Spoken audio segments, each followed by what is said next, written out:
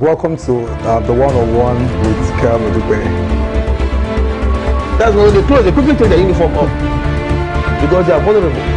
There is no way, from the layman's point of view. Thank you very much, to come and do their wire fell down and their what the R V in mafia manager called the Capone the Titi Capi became a worse godfather than every other.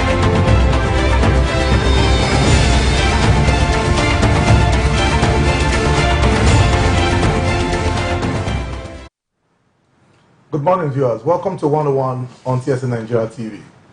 The crisis rocking the All Progressive Congress in Edo State is every day moving from one dimension to another. As many see that it's no longer an internal party crisis, but rather a crisis that is affecting governance in Edo State. And this morning on our show, we're having two distinguished members of the All Progressive Congress. I have with me Mr. Dennis Eribo. Mr. Dennis Eribo is a media practitioner and, of course, a member of the ruling party, both in the states and the national level. Welcome to our show, sir. Thank you very much. And also on our set this morning, I have one of a distinguished personality, another person of Barrister Jefferson Woghiren, a legal practitioner and a member of the All Progressive Congress. You're welcome, sir. Thank you very much. Good morning. Now we started the show this morning. Your party, the ruling party, both in the national and in the states, is experiencing crisis.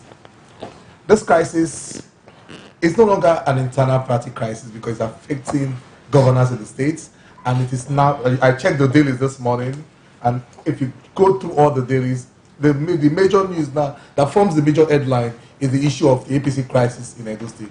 Let's say your opening thoughts, Mr. Eribo. Yeah, thank you very much, Comrade Kewe. I beg to differ that the crisis in APC is affecting governance. I would say the crisis in APC is an internal crisis, and I assure you that at the appropriate time and with all the machineries in place, we will resolve it soonest. Thank you very much. Viewers, you're welcome to the show. How about the opening thoughts, sir? Yeah, it's obvious that we have some semblance of crisis. There's actually no crisis in governance. The machinery of government is working smoothly. The state is, not under any form of siege.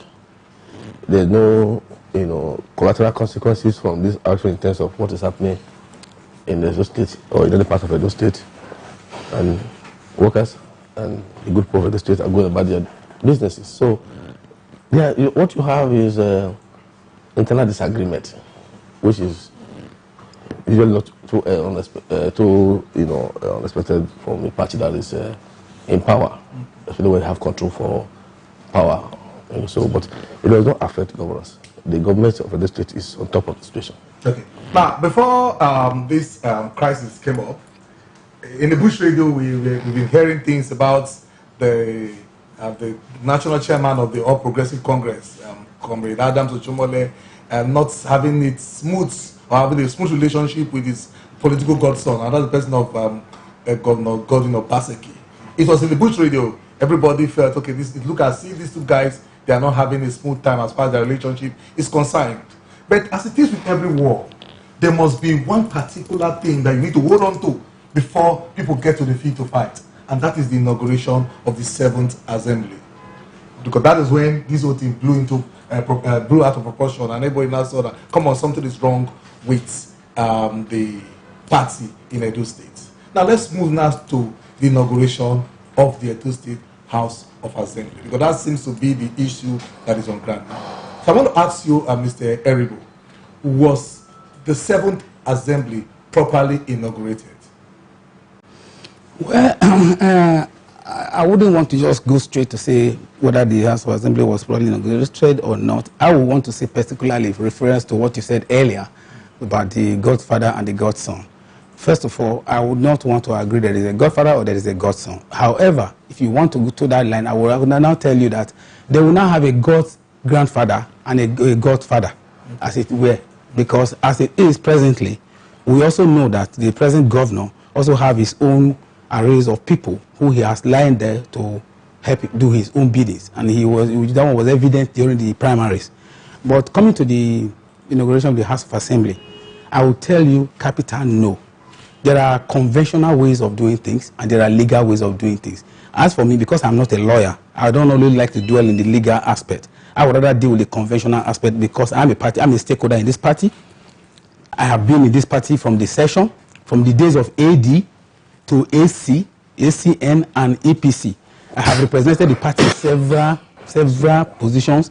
I have worked for the party. I have invested a lot in the party. I have contested an election under the party to the House of Assembly. And by party constitution and our edits, the loyalty is very, very important. And because of that, I had to obey the party when they asked me to step down, when I knew I was well positioned to win the primaries, but because of certain intransigencies. So as it were, I want to assure you that the House of Assembly issue, which is still being tossed here and there, will be resolved. Yeah. Barrister, you see, we all saw the general elections in this country. Your party was dealt a huge blow as far as the senatorial and the House of Rep election was concerned. And so when it was time for the State House of Assembly election, it was a clean sweep for your party, and it was celebrated across the state, 24, but that's what we got their term, 24 over 24. So one would expect that, come on, after celebrating 24 over 24 victory, that the inauguration of the State House Assembly should be seamless. But here we are. So, and you're telling me that there's no crisis. So what is going on with your party? Let me ask you the same question that I asked him. Was the 7th Assembly properly inaugurated? Thank you very much. I'm happy my brother have taken time to define the nature of his experience and the limitation of his experience on the subject matter. And that the issue we are talking about here is not the issue of morality, it's the issue of law, due process, both substantial and procedural due process. And when you have issues of law and its variant, people who are versed should be allowed to lead the direction. And having stated that, I need to make one fundamental distinction from this comment, that there was a valid, proper inauguration within the contemplation of the constitution of this country. And that all these hue and cry of whether there was inauguration after what I've explained are all babadash. Anybody who would feel otherwise have access to the court. They should have gone to court to challenge what has happened. They've not done that. That they've not done that means that they realize that they don't have a legal standing to act in that context, in that manner. Now, when you talk about inauguration, people have been whipping up a lot of sentiment and saying, oh, it ought to have been this. Some are, say that they heard that the inauguration took place in the night. The ought to, the 9 members. These are all semantical, argument that be like or here or there. What basically should be the issue is what is the position of the law? What did the law say concerning this matter? Was it, followed? Was there a breach of it? If there are breach, somebody should go to say, oh, this is what the law said, we should follow. Why do you have laws? Why do you have constitution? Why do you have provision for law?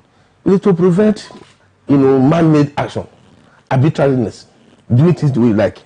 That's why you have this, constitutional provision. I would like to come in. It's going out of so when you have constitutional provision, it is made a precedent for everybody to follow. So that anybody coming will now say, this is what we are going to do based on what the law provides for. Anything you do outside what the law provides for becomes ultra-vice. And when something is ultra-vice, it means it is purely, illegal and wrong. Now, let me sequence this thing in terms of what I've just said now. 1, Section 105 of the Constitution stated clearly that the governor shall issue a letter of proclamation. He didn't tell you in that same provision that he should issue it on a particular date.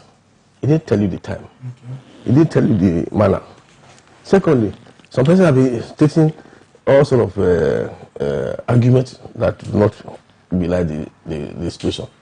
As long as the governor have issued a letter of proclamation, the job of the governor is finished, his powers are extinguished, he cannot even go back to that area.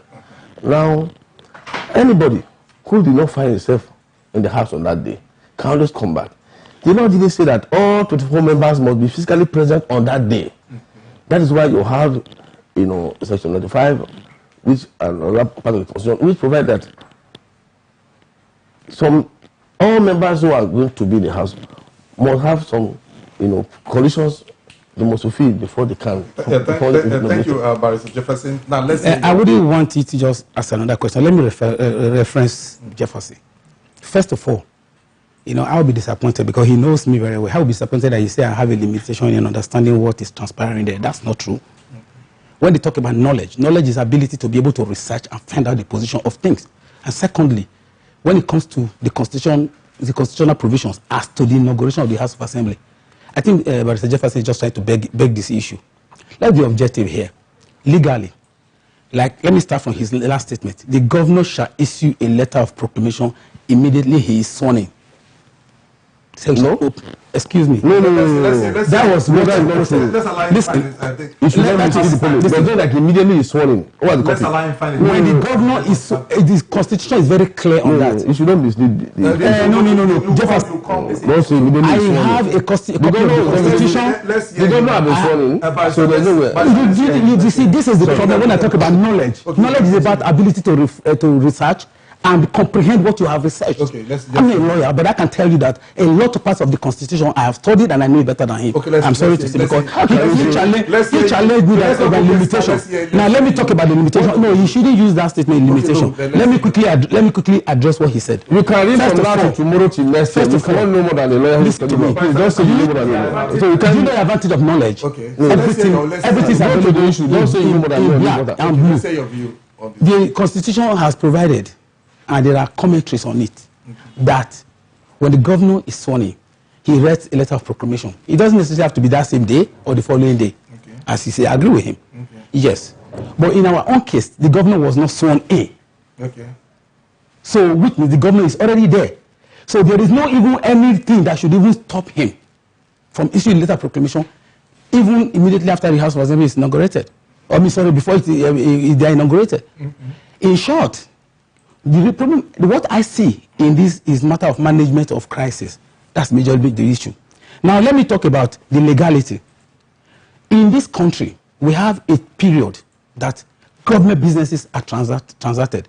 Go and check the government Governance Act. It's there. Check even the Constitution provided. The duration of work. Now listen, it may not be explicitly stated. That's because people like us, because we are public commentators, we read between the lines of every statement. And I wish I have a copy of the Constitution, I will show it to him. Now what I'm trying to talk about is that there are conventions and there are legality.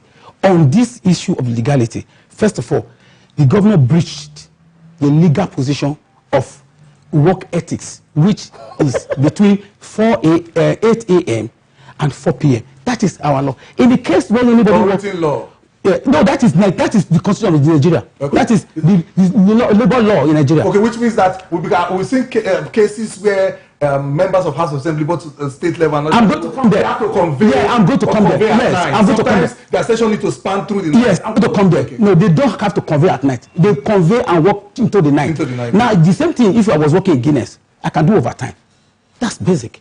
I can do overtime. You pay me for the overtime. Okay. Now, in a situation where the House of Assembly convenes at about 2 or 3 on emergency cases, what do you expect? They will not be able to finish the job activities for the day, so they can run it to the night. And I tell you the truth, those periods are usually paid for expressly, different from their usual remuneration, which shows that that period in the first case was not particularly supposed to be.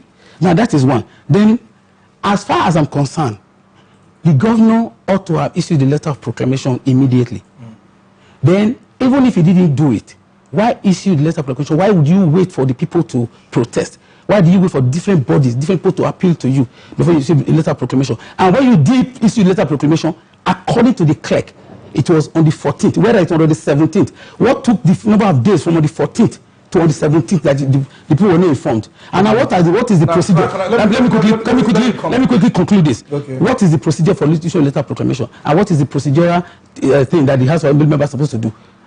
Listen, I may not have been in the House of Assembly, but I know code of conduct which all of them are throwing about. It's why the lawyer that they shocked me. He has been government. Did he do his code of conduct screening before he was given an appointment, before he was even sworn in?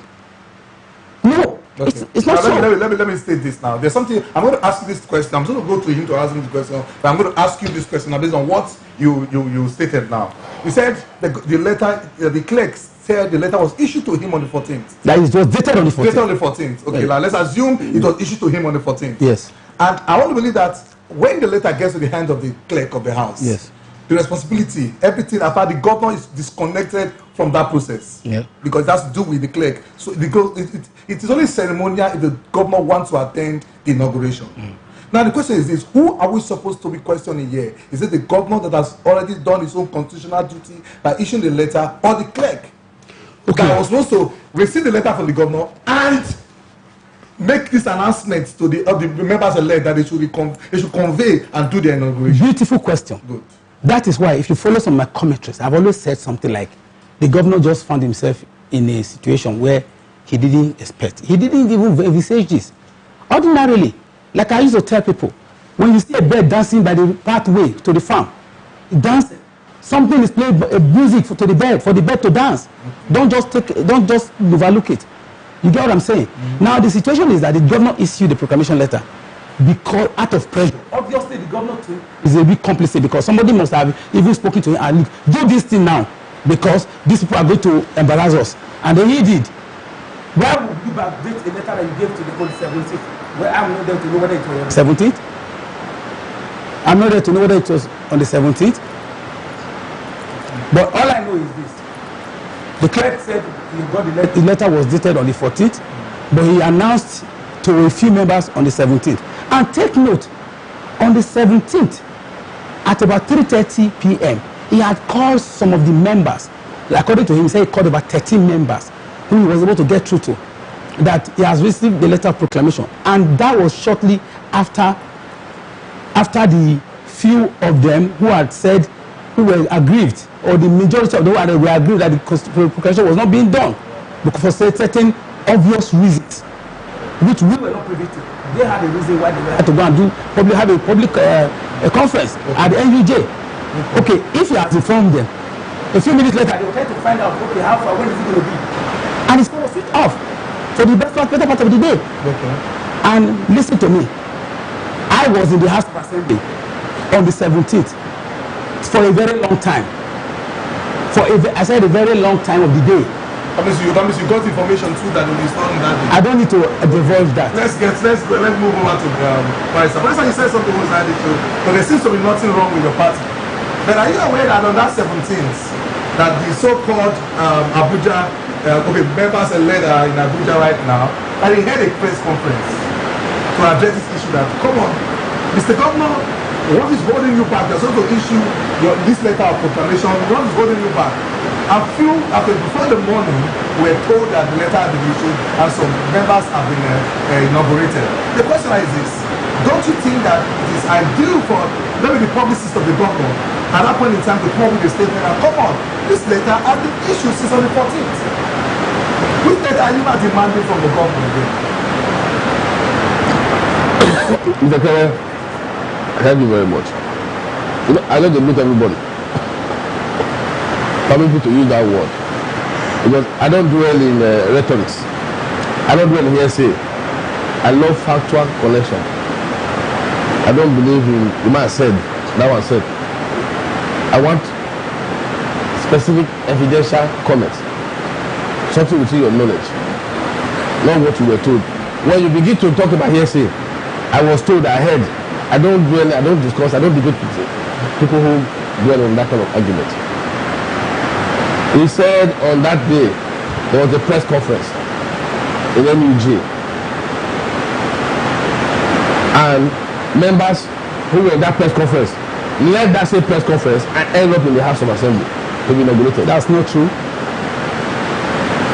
Some of the members there, they end up in the MUJ, in the house. I don't want to talk about those details. When we begin to talk about those details, we are taking people back. We are past that stage. What is important now? That there is a functioning House of Assembly in place. The House of Assembly is working within the dictate of the law, establishing it. Carrying out oversight functions, going to the second reading of some of the bills before them, even clearing commissioners.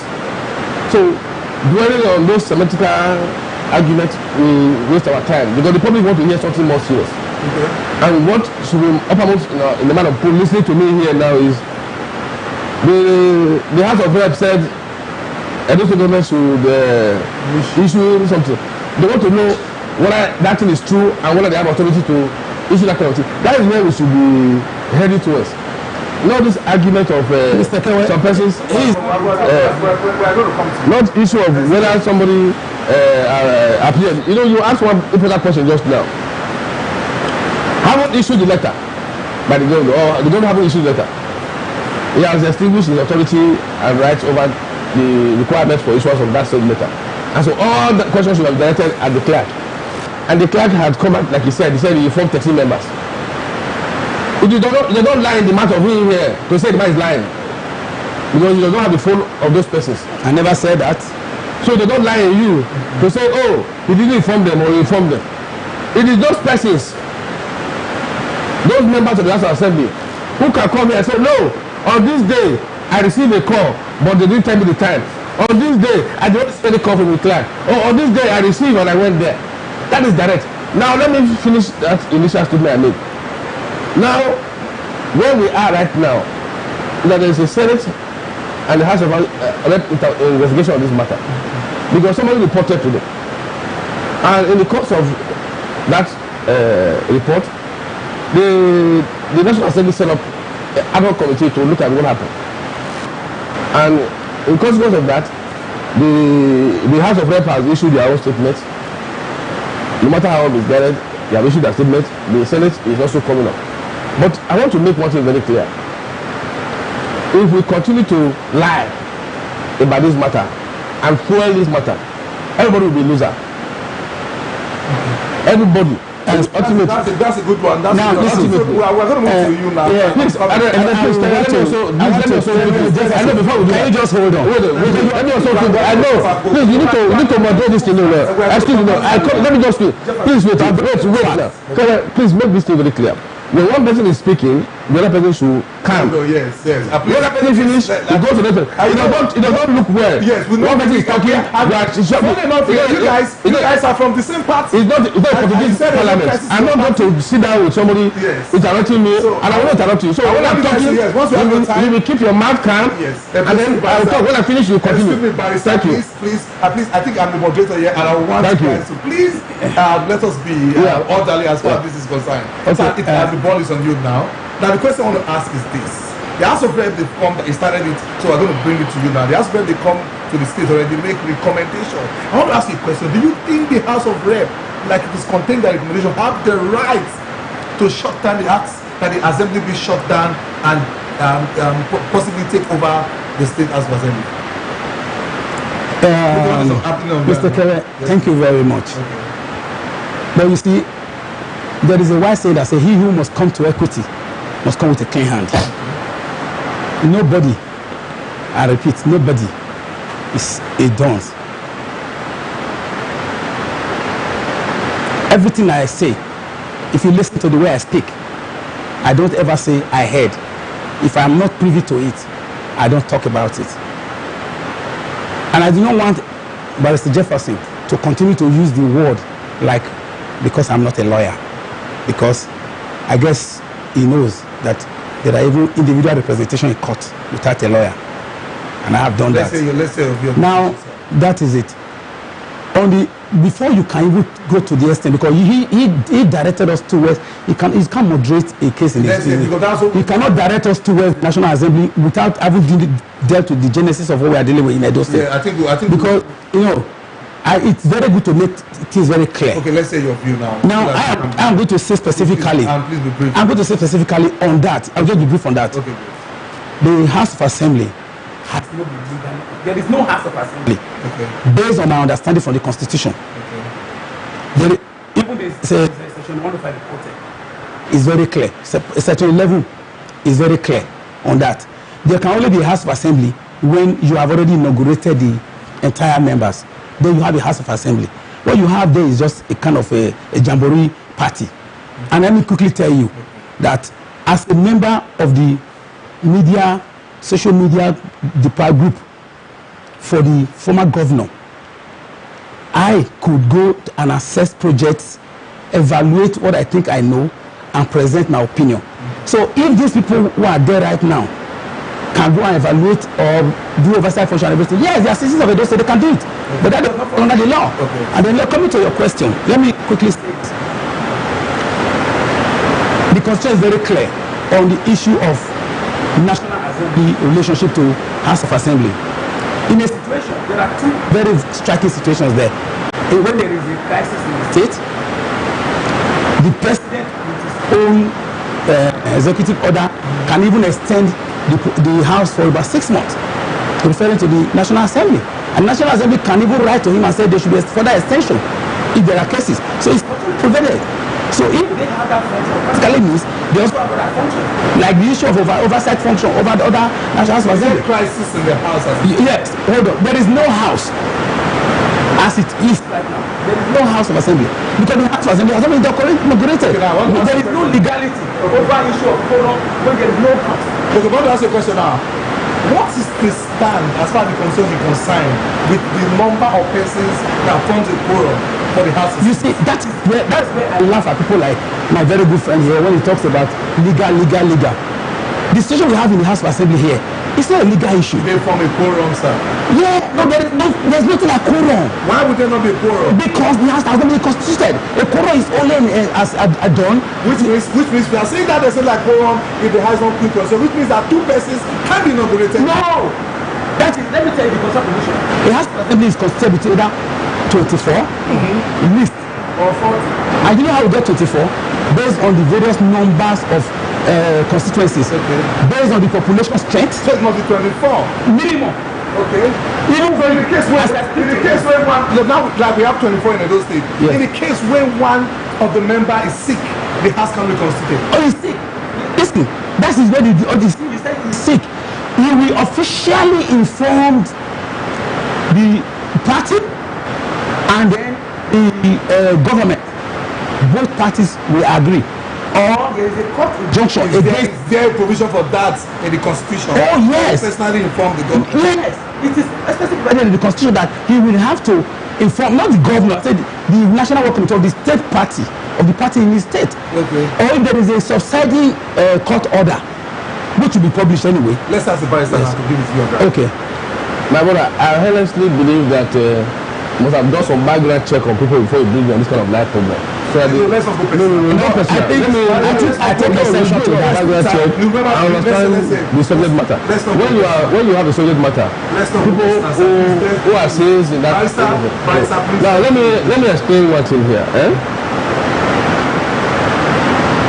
People say everything that happens is done bigger.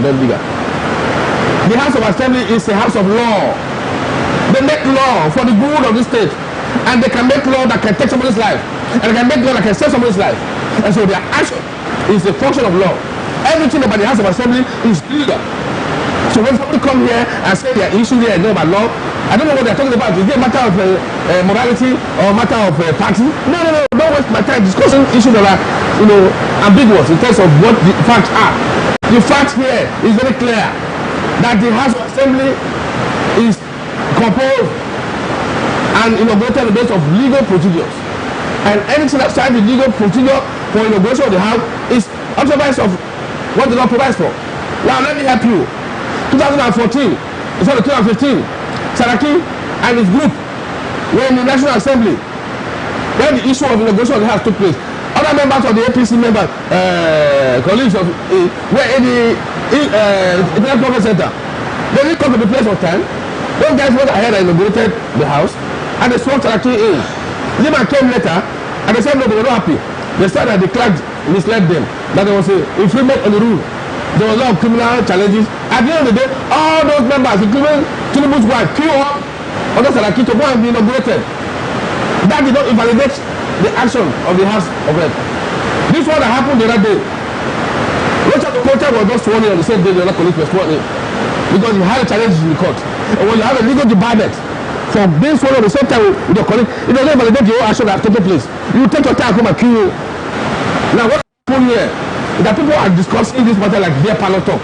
People can, enjoy the leisure of, discussing anything anywhere, but not in the platform where people are learning, want to learn. Because we want people to appreciate what the issues are. You are inciting violence when you begin to tell them that something that is right is wrong. That is a very serious criminal action. When you begin to say something that is white is black, so that people can only take the problem. Now, let me quickly end that part of the discussion. We have to be very careful, because everyone we say here will stand and wait for us tomorrow. Everything we are saying here is documented, is stored somewhere. When we are referring to constitution, we have to be very careful. And you have to insist on that particular part of the constitution, that this is what the constitution says, and this is what the constitution provides for. And when you use the constitution to support arguments that are fallacious, inconsistent, and incongruous, then we have a problem with our interpretation of what the issues are.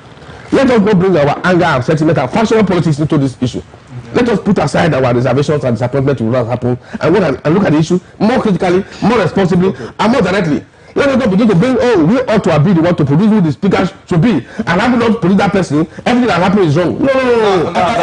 Excuse me. It's your time now. I'm going to ask you a question. No, before you ask the question, okay, let me make some corrections. Okay. You see, I feel very, very surprised and disappointed at the way some people carry themselves, especially when they say they are lawyers. Do you know, as a lawyer, everything you say can be used against you in the court of law? Now, what I'm trying to say in effect is this. I don't have to be a lawyer to be able to speak on an issue that affects me. Okay. First of all, I've told you, there is no House of Assembly. Okay. When you are talking about legality, you have to first of all talk about what is the position of the Constitution, because the legal part you are talking about is only empowered by the Constitution. Okay. So if I have not gone to the law school, does not mean that I cannot read the Constitution and understand what it says. I just quoted to you that there is a period of government business. So going to do inauguration at 9:30 in the night, because I have explicit video evidences of the instance where it was going on. And secondly, which government business? Which constitution says that? Now, the Constitution does not encourage working outside business hour. Inauguration, for instance. Okay. Secondly, the way of announcing inauguration is quite conventional. Okay. You must publish it. Everybody must be notified. Now, the clerk from an interview which I listened to, when somebody uses the word somebody is lying, I think that's just begging the issue and bringing yourself so low. Okay. Because we as a people, we are responsible for every of our actions. Okay. As I stand here, high level of morality, fight against injustice without any blinking an eye. Okay. And I say particularly the issue of Rochas Okorocha, he was restricted by the court until he won his court case. He couldn't have been accepted. The issue of Saraki, it was the majority. It was not all the APC legislators that were not in the National Assembly. That day, it wasn't. It was the majority that was there. But what in the case of the minority in the first case? I don't even want to go there. The point is, was Saraki inauguration done in the night? No. Was it done by excluding everybody? No. The people were aware they were going to do inauguration, and they were all informed. Okay, your grievance now is the timing. No, the only timing, alienating some people. Okay, that's fine. He's trying to moderate this thing. Let me quickly add this one. I do not want to see that aspect of say we are discussing an issue whether it was right or wrong. Then he is bringing in whether hold on, please. Okay. I want to just say this. Okay. The question of saying whether what we are discussing is a beer parlor talk, I think I want him to refrain from such kind of statement. That's fine. Now, let's discuss intelligently. Our time is fast spent. Now, we started this discussion by saying that this crisis in the APC is an internal party crisis. The question is this crisis going to continue forever? Is there not going to be a point in time when this issue will be resolved and everybody comes to a table to discuss it? The House of Representatives, they come up with recommendation. And majority, you guys are in the majority. You are the ruling party, and they've come to make recommendations, and they felt this is what should be done to resolve this issue. And nobody is ready to shift the sword. Now, the question I want to ask you guys now is this. What is the way forward for APC, Edo State? Let's start from you, sir. The way forward is to refrain from engaging people who have intermittent visitation from God, intervening in this matter. When you have people who have intermittent visitation from God intervening in this kind of matter, the matter will be misconstrued and the fact will not be clear. That is one part. The second part is let everybody realize that the people of this state are watching. Somebody is trying to use the House of Assembly as a tool to control the executive. And having failed in that attempt, they are trying to blindfold the people of this state by telling you the time of government, the time of business, quorum and no quorum. As if we are not being in this state, what has been happening before now. What's the solution? Let's The solution is everybody should just drop their ego and calm down. And then all those guys in Abuja, they should go back quietly and be inaugurated. If they have majority, the law of the house, the rule of the house provides for majority rule. They can always remove the man if they want to remove him. Let's say it's not raising the point. Well, one thing, he has made a good point, but the only point I don't really agree with him is the aspect of trying to be personal, almost everything he says. Trying to say somebody have a intermittent or whatever, the authority from God to intervene in the matter, I think that is rather not fair on the authority that the Constitution has vested on some people. Obviously, in Edo State, only if you know the meaning of that word. You see, Barrister Jefferson, if I sit down with you in a law exam, I'm sure I will beat you. Okay. So let's say. Please, you should be very careful what he says. No, let's say it's going to be calm this time. Now, what do you call the program? No, not questions on mine. Yeah, what I am trying to say, he asked us the way forward. It's just very simple. First of all, like I told you, I stand on the ground that the House of Assembly hasn't been inaugurated because I have very good knowledge about what the Constitution provided by the inauguration of the House of Assembly. I speak from the Constitution. Then secondly, he said made a very good point, which I agree with him. Let everybody drop their ego. First thing first, you cannot put something on nothing. So there is no House of Assembly. So the first thing is to first of all inaugurate a proper House of Assembly. Okay, that's one. Then the secondly, I will admonish the governor to stop listening to people like Jefferson Woghiren. You are going to is a lawyer. No, he's very attacking. Who twists the laws? Okay. That is not in the right. There's not in our Constitution. Now we have this question online. This guy is asking. Okay, saying that these guys are not elected to be in Abuja. If they don't come to back to be inaugurated, that their seats will soon be declared vacant. Is it possible? Is there a provision in the law for their seats to be declared vacant? Because these guys are not yet members of the House. So can they be recalled? There are two things happening right now. Some of these members have been suspended by their party in their local government. So even when they come now, they will have to go and reconcile the issue of their suspension. So they cannot be sworn. That's, I mean, for those ones who have those kind of political challenges and environment. Because if you are representing the political party and you'll be suspended from the local government, you have to determine which party you are now representing in the House. That's one. For those persons who have vacated their office of honorable member by not being present for inauguration. They are not members. Yes, that's it. They vacated the process. They refuse to make themselves available. Okay. The law provides for a response by the speaker. The people of that community will have to formally inform the House and say, look, the person we voted to represent us has become incommunicable, unable to be, president. We need to declare that seat vacant. So there are procedures for that. We hope and pray it doesn't get to that. We believe that by the grace of God, reason will prevail, and that there will be no need for this matter to escalate to a level where they will have to, declare that seat vacant. So let me ask you: is this all about 2020, or just a pure issue of ego? Comrade Kewe, I was hoping you were going to start this interview by asking what could have been the genesis of the crisis in APC. We have our because now we have jumped. We have our we style. have had to use a long jump to go to. We have our style. So yes, before you ask about 2020, because first of all, 2020 is very far away. How many people are sure they are going to be alive at 2020? Okay. Then for me, I would rather say that the issue of recall or no recall or suspension, like he just rightly said, they are all gibberish. You understand? They are not tenable anywhere in any law in Nigeria or any constitution, because what we have here is a constitutional crisis because the governor has not done the right thing. Okay. That is well. So the question, nobody can do any recall, and the suspension is talking about. You see, it's just like the same kind of protest that we have been seeing everywhere. They are all paid. They are all paid, jobs. I've been in this system for too long to know. He's just new in my party. Okay. He was not there for several years. You see Before the war. That means this issue is no longer an APC crisis, it's now a state crisis. Because I have two members of the APC on set to discuss the issue, the crisis rocking the APC. And we spent more than 40 minutes, we've not been able to come to a compromise as far as resolving this issue is concerned.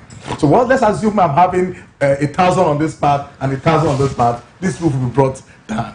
Which means that there's no end in sight as far as the crisis rocking the APC is concerned. And it's on this note that we are going to round up the show this morning. Thank you very much, Mr. Dennis Eribo, for stopping by to share your thoughts with us. Thank you very much, my barrister. Anytime I call on barrister Jefferson Woghiren, he tells me, Kere, I will be there. Thank you very much for being But make sure you don't bring this kind of man to discuss. Please don't bring me close to him. Please don't.